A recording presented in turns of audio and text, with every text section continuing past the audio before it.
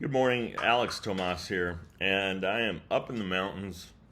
It's cold, 15 degrees, and our heating system is not working. Now, it occurred to me to do this video because if you manage a campus and so forth, or a government or whatever it might be, and I don't know if you're in finances or facilities, you may be dealing with fire drills right now in the extreme cold weather. And that's a telltale sign that your maintenance is not working. Okay, your manual maintenance just doesn't work. It's going to be a thing of the past very soon.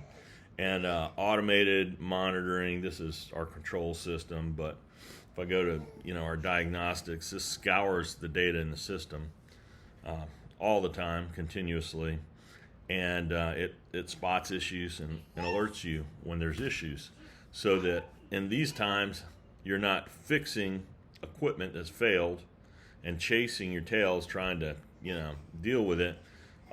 This allows you to get way out ahead of it in like October or November when you first start heating, and you're fixing the misalignment as opposed to replacing equipment. It pays for itself many times over, and it just makes sense. And this is the thing in the future.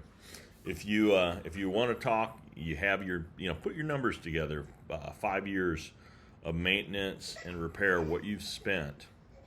Well, let's take a look at them, and I could make sense of it and show you why it pays to do building fault detection, but even get deeper into the remote diagnostics, where many don't have those capabilities.